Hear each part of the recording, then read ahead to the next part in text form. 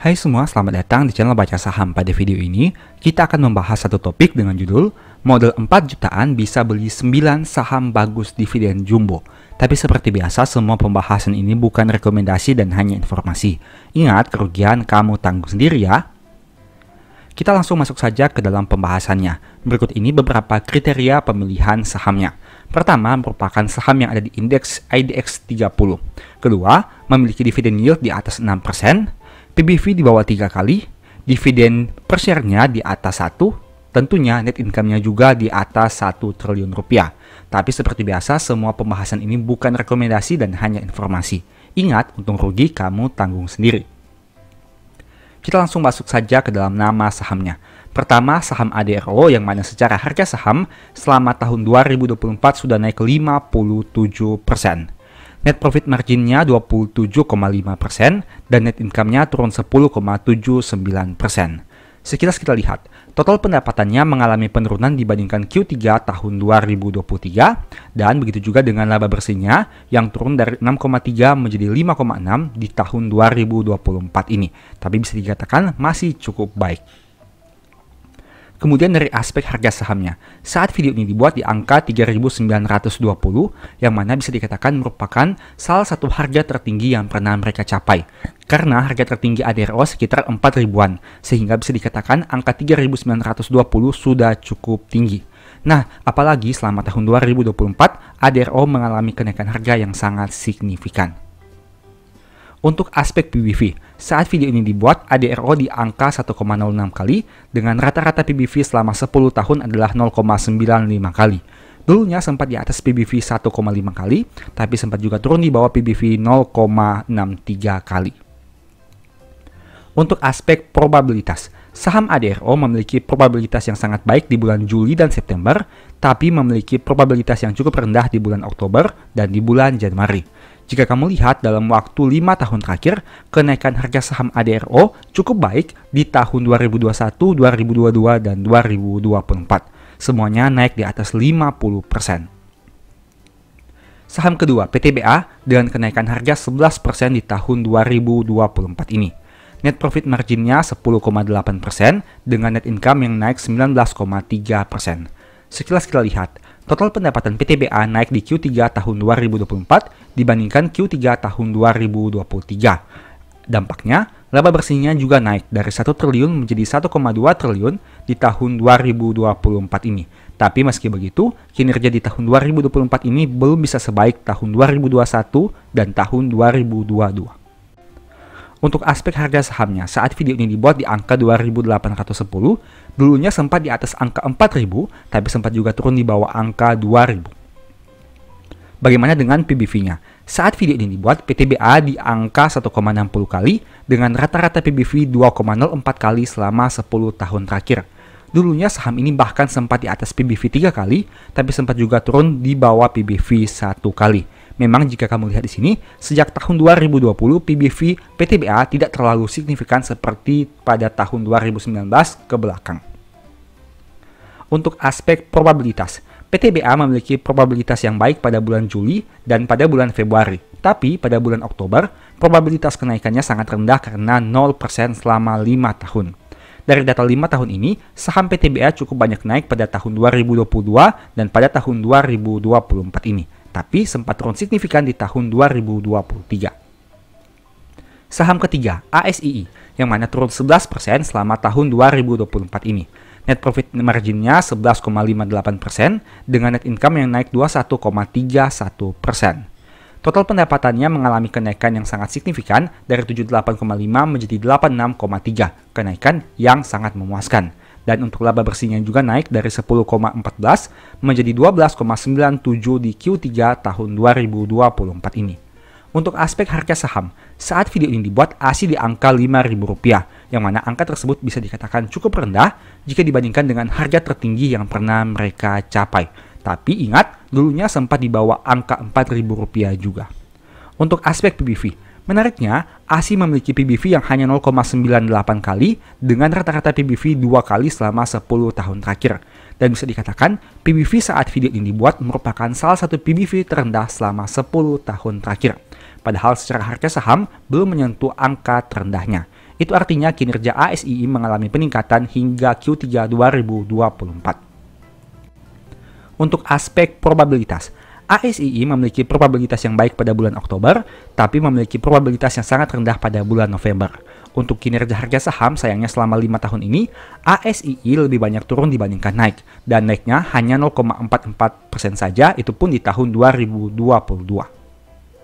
Saham berikutnya, Pegas, yang mana sudah naik 32% selama tahun 2024. Net profit margin 7,4% dengan net income yang naik 3,9%.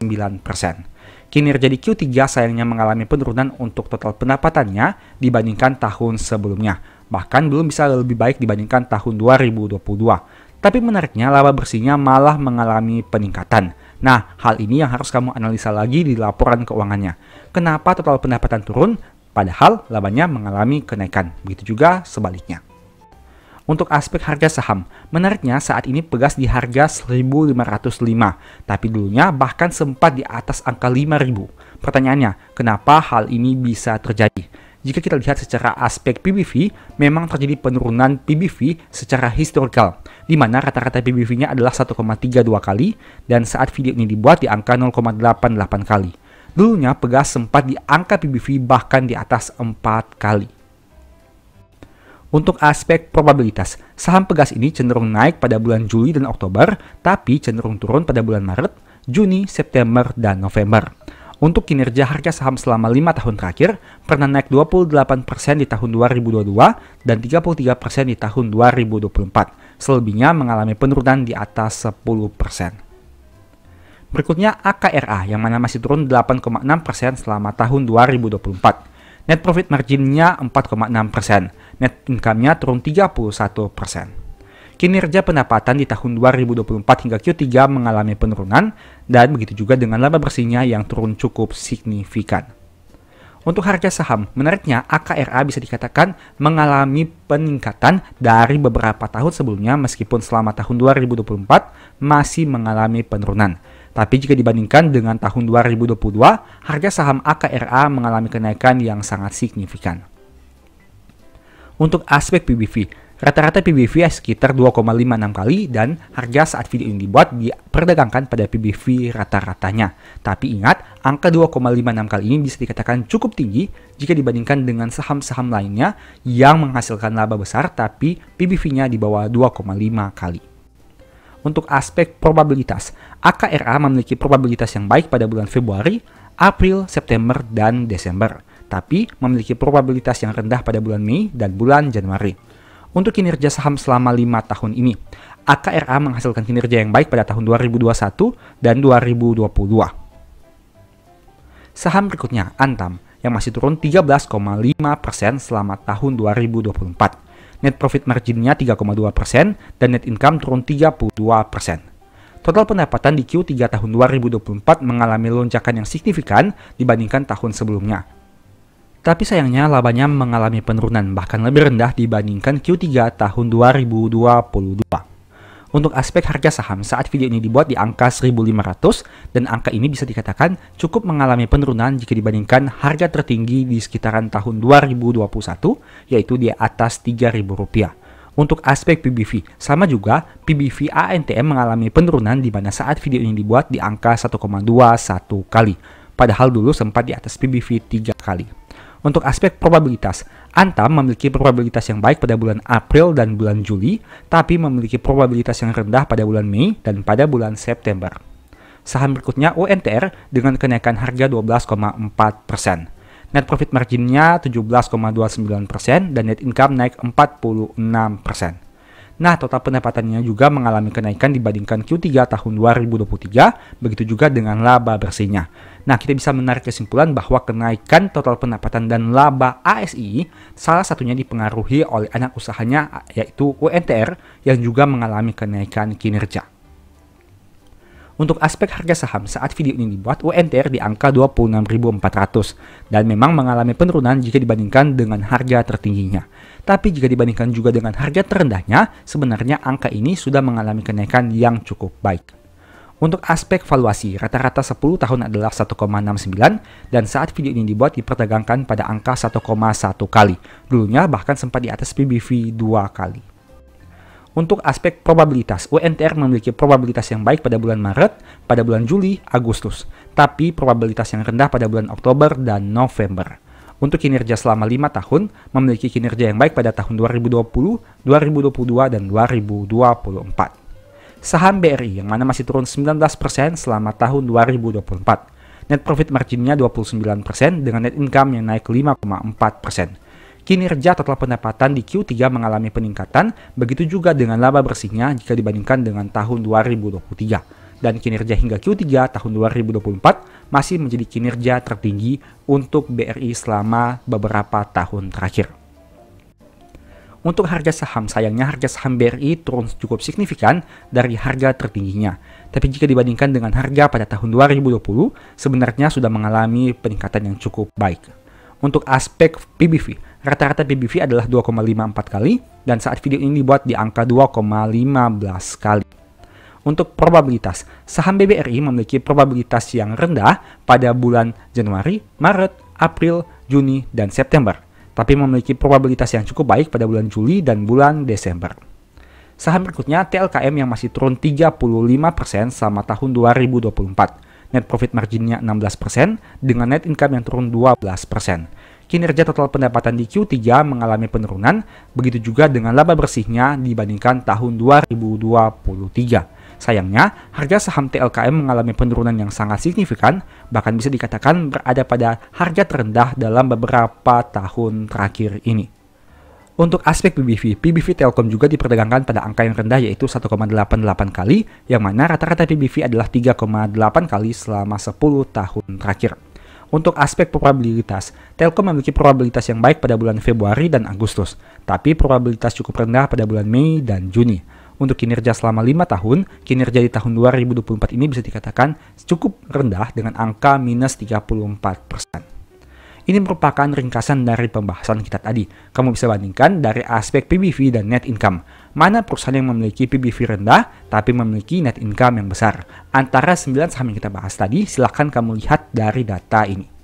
Untuk ringkasannya, dengan harga saham saat video ini dibuat, jika di total masing-masing kita membeli sebanyak 1 lot, maka modal yang kita keluarkan sekitar 4.969.000 dan akan memperoleh dividen sekitar 8,9% jika dirata-ratakan. Ada 3 saham yang dividen yieldnya di atas 10%, yaitu ADRO, PTBA, dan ASI. Tapi 9 saham ini semuanya membagi dividen dengan yield di atas 6%.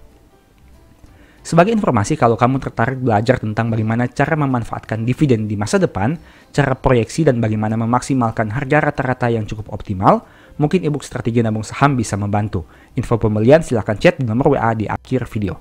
Oh iya, jika kamu tertarik belajar teknik tentang dividen lebih lanjut, mungkin video berikut ini bisa membantu. Nonton hingga selesai agar mendapat pemahaman yang utuh. Pada video ini saya akan fokus membahas tentang 4 tahapan dari dividen investing. Seperti yang kamu tahu, dividen investor merupakan salah satu cara pandang investasi yang fokus pada pertumbuhan dividen di masa depan. Artinya, saat berbicara tentang dividen investor, kita tidak sedang melihat dividen saat ini, tapi seberapa besar potensi dividen di masa depan yang bisa diperoleh. Karena dividen yang besar saat ini tidak akan berpengaruh signifikan dibanding dividen yang terus tumbuh dari tahun ke tahun dalam jangka waktu yang sangat panjang. Bagi dividen investor, fokus utamanya adalah dividen dan capital gain hanya bonus. Artinya dividen investor tidak terlalu peduli dengan naik turun harga saham setiap hari dan lebih fokus dengan fundamental perusahaan, prospek ke depan, pertumbuhan laba, dan tentunya potensi dividen yang bisa diperoleh. Dengan menjadi dividen investor, psikologi akan jadi lebih tenang dan tidak mudah terpengaruh dengan situasi pasar yang terus berubah dari waktu ke waktu. Dividen investor hanya perlu memastikan saham yang dibeli masih memiliki peluang menawarkan dividen yang besar di masa depan dan hanya akan menjual sahamnya jika ada perubahan kondisi yang benar-benar signifikan. Metode dividen investing memang rasanya kurang menarik karena hanya fokus pada dividen. Tentu saja berbeda dengan berbagai metode lain yang memanfaatkan naik turun harga saham untuk mendapatkan keuntungan dengan waktu yang cepat. Tapi tahukah kamu, dividen investing bisa jadi salah satu solusi bagi mereka yang tidak punya waktu memantau harga saham setiap hari, tidak punya kemampuan untuk belajar berbagai metode rumit, dan ingin memiliki passive income yang mungkin bisa menghidupi kebutuhan mereka di masa depan. Dengan begitu, saat harga saham turun signifikan dan kinerja perusahaan baik-baik saja, dividen investor malah melihatnya sebagai peluang dan bukan ketakutan. Karena jika biasanya mereka beli saham hanya dapat dividen 4%, saat itu harga saham turun signifikan, yieldnya mungkin bisa naik 2 kali lipat menjadi 8%. Sebaliknya, saat harga saham naik, dividen investor mungkin tidak terlalu banyak melakukan pembelian, karena hal itu membuat dividen yield menjadi lebih kecil. Hal lain yang mungkin menjadi keunggulan dari metode ini adalah mendapatkan recurring income setiap tahun. Artinya dividen yang kamu terima 1-2 kali setahun bisa dimanfaatkan untuk menambah lembar saham menjadi semakin banyak. Dan jika semakin banyak lembar saham, semakin banyak juga dividen yang diterima. Itulah bentuk dari compounding dividen, di mana dividen yang awalnya kecil bila terus digulung menjadi lebih besar di masa depan. Selain itu, dividen investor akan sangat terbantu dengan kinerja perusahaan itu sendiri. Jika 10 tahun yang lalu perusahaan hanya menghasilkan laba 1 triliun dan saat ini 10 triliun, secara umum seharusnya dividennya juga naik sekitar 10 kali lipat dalam 10 tahun terakhir. Artinya, mereka yang terus pegang saham itu akan memperoleh dividen yang 10 kali lebih besar di masa depan dibanding 10 tahun yang lalu. Inilah salah satu kehebatan dividen yang jarang dibahas orang, yaitu memanfaatkan kinerja perusahaan untuk memperoleh dividen yang lebih besar di masa depan. Kamu bisa melihat berbagai contoh nyata dari dividen yang dibagi perusahaan-perusahaan besar di Indonesia, misal seperti BCA, BRI, Telkom, Mandiri, Indofood, dan lain-lain. Sekarang kita kembali ke judul video. Menurut saya pribadi, untuk menjadi dividen investor yang nyaman, setidaknya ada 4 tahap yang harus dilalui. Tahapan-tahapan ini bisa jadi panduan bagi kamu yang ingin mencapai dividen for living, sehingga nantinya diharapkan bisa memenuhi kebutuhan hidup hanya dari dividen saham. Tanpa basa-basi lagi, mari kita bahas saja. Oh iya, sebagai informasi, pada video ini saya akan gunakan contoh saham BMRI dengan harga 7.000 sebagai simulasi. Kamu bisa gunakan saham lain dalam perhitungan, sesuai dengan ketertarikan kamu masing-masing. Selain itu, saya sengaja menggunakan harga 7.000 agar perhitungan jadi lebih realistis. Mengingat saat video ini dibuat pada tanggal 18 Juli 2024, harga BMRI masih di bawah 7.000, sehingga seharusnya angka tersebut cukup masuk akal untuk digunakan. Tahap pertama, menerima dividen sebesar 1 juta. Untuk mencapai dividen for living, menurut saya, kamu harus melewati satu langkah kecil pada tahap 1, yaitu menerima dividen minimal 1 juta rupiah. Kenapa 1 juta? Angka 1 juta ini terkesan kecil bagi sebagian orang. Tapi apabila kamu sudah menerima dividen jutaan dari saham, berarti nominal uang yang kamu alokasikan untuk membeli saham sudah tidak main-main. Artinya, dividen 1 juta sebenarnya merupakan salah satu bukti bahwa kamu menggunakan uang yang serius di pasar saham.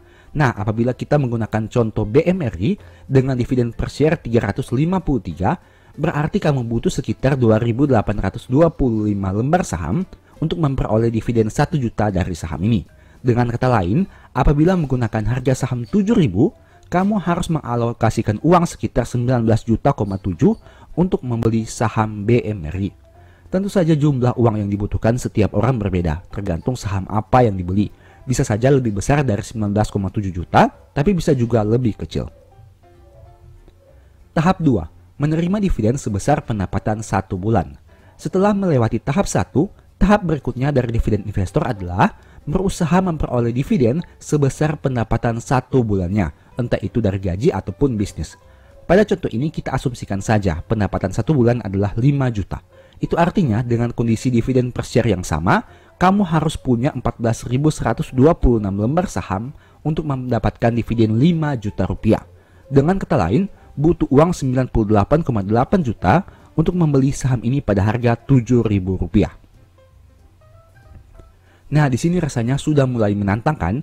Dari yang awalnya kamu fokus mengejar dividen 1 juta, sekarang kamu harus berusaha memperoleh dividen minimal 1 kali dari pendapatan bulanan. Apabila kamu sudah ada di tahap 2 ini, berarti sebenarnya kamu sudah mencapai 1/12 dari dividen for living. Karena kamu hanya perlu bekerja 11 bulan dalam 1 tahun. Itu disebabkan karena 1 bulannya sudah menerima penghasilan dari dividen yang setara dengan pendapatan 1 bulan. Tahap 3, menerima dividen setara pendapatan 1 tahun. Tahap 3 ini lebih menantang dibanding 2 tahap sebelumnya, karena kamu harus mengejar dividen sejumlah pendapatan 1 tahun yang kamu miliki. Jika jarak antara tahap 1 dan 2 tidak terlalu jauh untuk dicapai, jarak tahap 2 ke tahap 3 mungkin membutuhkan waktu yang lebih panjang, karena target yang ingin dicapai menjadi lebih besar. Dari yang awalnya hanya menginvestasikan 19,7 juta, kamu ditantang untuk menghasilkan 98,8 juta untuk dibelikan saham. Nah, untuk tahap 2 ke tahap 3, dari 98,8 juta, kamu ditantang untuk menginvestasikan uang sebanyak 1,18 miliar rupiah di tahap 3 ini. Dengan menggunakan contoh yang sama, jika pendapatan 1 bulan adalah 5 juta, berarti pada tahap 3 ini, kamu punya target untuk memperoleh dividen sebanyak 60 juta. Artinya kamu butuh 169.000 lembar saham untuk memperoleh dividen sejumlah itu. Dengan harga saham 7.000, kamu butuh dana sekitar 1,1 miliar. Angka yang sudah cukup besar kan? Pada tahap 3 ini, kamu memang perlu ekstra kerja dan usaha untuk mencapainya. Bayangkan saja, jika awalnya kamu hanya perlu menyediakan uang 98 juta untuk memperoleh dividen yang setara dengan pendapatan 1 bulan, pada tahap ini, kamu butuh uang 1,1 miliar untuk memperoleh dividen pendapatan 1 tahun. Dengan kata lain, terjadi kenaikan total investasi sekitar 10 kali lipat dari tahap 2. Tahap 3 ini memang berat untuk dicapai, tapi apabila kamu sudah bisa mencapainya, tentu rasanya jadi sangat menggembirakan. Bisa dibayangkan bagaimana senangnya jika kamu sudah menerima dividen yang setara dengan pendapatan 1 tahun setiap tahun. Artinya tanpa kamu kerja, sebenarnya kamu sudah bisa hidup dengan layak. Karena ada perusahaan yang kerja untuk kamu dan memberikan keuntungan dalam bentuk dividen secara rutin.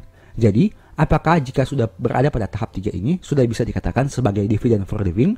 Menurut saya belum, karena ada tahap 4 yang harus kamu pertimbangkan. Tahap 4, menerima dividen 2 kali dari pendapatan 1 tahun. Menurut saya, dividen for living baru bisa dicapai jika kamu sudah berada pada tahap 4. Memang sih di tahap 3, kamu sudah terima dividen yang setara dengan pendapatan 1 tahun. Tapi ingat, pada tahap 3 dividen yang diterima masih setara dan belum lebih. Artinya kamu masih butuh sejumlah dana agar bisa menikmati hidup dengan lebih nyaman tanpa mengganggu cash flow rutin yang diterima dari dividen untuk memenuhi kebutuhan hidup. Jika sebelumnya kamu terima dividen 60 juta untuk biaya hidup setahun, pada tahap 4 ini kamu punya target untuk menerima dividen 120 juta, di mana 60 juta digunakan untuk biaya hidup dan 60 juta digunakan untuk menikmati hidup. Meski terlihat sangat indah, tapi tahukah kamu bahwa untuk mencapai tahap 4 ini dibutuhkan waktu yang panjang dan banyak usaha yang harus dilakukan. Jika pada tahap 3 kamu butuh saham mandiri sebanyak 169.000 lembar, pada tahap ini, kamu butuh 339.000 lembar. Dengan kata lain, jika sebelumnya harus menginvestasikan uang 1,1 miliar, pada tahap 4 ini, kamu harus menginvestasikan 2,3 miliar. Apakah kamu punya uang sebanyak itu? Mayoritas dari kita mungkin belum punya uang yang jika diinvestasikan bisa memberikan dividen setara dengan 2 kali pendapatan 1 tahun. Inilah tantangan dari dividen investor. Metode ini sederhana, tapi butuh perjuangan untuk mencapai dividen for living. Karena banyak usaha yang harus dilakukan dan butuh kesabaran serta waktu yang panjang untuk mencapainya. Untuk mencapai tahap 4 dari dividen investing memang bukanlah hal yang mudah, tapi kamu bisa memanfaatkan 2 hal yang menjadi kekuatan utama dari dividen investor untuk mencapainya, yaitu reinvest dividen dan pertumbuhan kinerja perusahaan. Pertama, pastikan dividen yang kamu terima direinvestasikan lagi agar lembar saham yang kamu miliki semakin banyak. Saat masih dalam proses mengumpulkan lembar saham, kamu jangan dulu menggunakan dividen yang diterima, tapi alokasikan untuk beli saham lagi. Dengan begitu, lembar saham kamu akan bertambah dengan lebih cepat karena berasal dari dana top up dan dividen yang direinvestasikan. Kedua, kamu bisa memanfaatkan kinerja perusahaan yang terus tumbuh agar dividen di masa depan jadi semakin besar. Logikanya sederhana. Apabila laba perusahaan terus tumbuh, berarti seharusnya dividen juga terus tumbuh. Jika saat ini dividen 353 per lembar, apabila laba perusahaan tumbuh 100%, berarti dividen bisa naik menjadi 707 per lembar. Dengan kata lain, apabila sebelumnya kamu harus kumpulkan lembar saham sebanyak 339.000 lembar, di masa depan seharusnya kamu hanya butuh kumpulkan setengah dari jumlah tersebut, apabila mengharapkan laba bisa naik 100%. Untuk lebih jelasnya, mari simak tabel berikut ini. Tabel di atas adalah kondisi saat ini, dan tabel di bawah adalah kondisi yang diharapkan di masa depan. Jika pada kondisi saat ini kamu butuh dana 2,3 miliar untuk mencapai dividen for living di tahap 4, di masa depan kamu punya harapan untuk mencapai dividen yang sama dengan uang 1,1 miliar saja. Dengan kata lain, tahap 3 saat ini menjadi tahap 4 di masa depan apabila dividen perusahaan bisa naik 100%. Nah, artinya kamu berharap di masa depan perusahaan bisa melipat gandakan labanya agar dividen bisa double. Simulasi yang dibuat tentu tidak akan sama dengan realita yang terjadi. Banyak faktor yang mempengaruhi perkembangan dividen dari tahun ke tahun. Selain itu, harga saham perusahaan yang kinerjanya terus tumbuh biasanya tidak konstan dan cenderung akan tumbuh juga. Apabila hal itu terjadi, tentu akan berpengaruh pada jumlah uang yang harus diinvestasikan. Meski ada beberapa kelemahan, tapi setidaknya metode ini bisa jadi solusi bagi kamu yang sedang mempersiapkan dana pensiun ataupun yang ingin menikmati hasil investasi di saham tanpa harus melihat harga yang naik dan turun setiap hari. Sebagai informasi, saya sudah membahas lebih detail tentang konsep dan step dividen investing pada e-book Strategi Nabung Saham dan Stock for Living. Apabila tertarik membelinya, silahkan chat WA pada nomor di akhir video ini. Selain itu, video ini merupakan lanjutan pembahasan dari video yang sudah pernah diupload sebelumnya. Apabila kamu ingin mengetahui informasi lebih detail, silahkan nonton video berikut ini. Saat ini saya mau sharing tentang strategi dividen investing. Menurut saya, strategi ini akan sangat berguna apabila saat market merah membara. Saat harga saham perusahaan bagus turun signifikan, strategi dividen investing akan melihat hal itu sebagai peluang. Tapi ingat, tidak semua saham bisa menerapkan strategi ini. Sederhananya, strategi ini hanya cocok bagi saham perusahaan yang punya fundamental bagus, harga saham masih masuk akal, rutin bagi dividen, dan punya brand image yang kuat. Kalau biasanya saat harga saham turun kita akan mencari saham yang lagi diskon, dengan strategi ini kita akan mencari saham yang berpotensi dividen yield lebih besar. Kita tetap mempertimbangkan valuasi yang masuk akal, tapi fokusnya bukan di situ. Kita fokus kepada potensi dividen yield masa depan dan berapa banyak lembar saham murah yang bisa didapatkan. Semakin harga saham turun, semakin banyak lembar saham murah bisa dibeli. Intinya, dividen investing bukan fokus kepada harga saham, tapi kepada lembar saham. Kita tidak mencari saham murah, tapi kita mencari lembar saham murah. Seperti yang kamu tahu, besar kecilnya dividen yang diterima bukan berasal dari harga saham, tapi seberapa banyak lembar saham yang kamu punya. Meski harga sahamnya rendah, tapi lembar saham sedikit, dividen juga sedikit. Sebaliknya, meski harga saham tinggi, tapi lembar saham banyak, dividen yang diterima juga banyak. Demikianlah pembahasan pada video ini. Selalu ingat bahwa semua saham yang disebutkan bukan rekomendasi dan hanya informasi. Mohon agar dapat mengecek kembali data yang ditampilkan. Dan ingat, segala risiko kerugian menjadi tanggung jawab kamu sendiri. Di video berikutnya kamu ingin dibahas materi apa lagi? Tulis di kolom komentar ya. Sebagai informasi, channel YouTube Baca Saham sekarang ada dua. Yang pertama Baca Saham dan Baca Saham dari Nol. Berikut ini beberapa list ebook baca saham. Pertama, Stock for Living, Strategi Nabung Saham, The Stock Market, dan Cara Cepat Analisa Laporan Keuangan. Apabila tertarik, chat saja pada nomor WA yang ada. Sekian video ini, semoga bermanfaat. Thank you.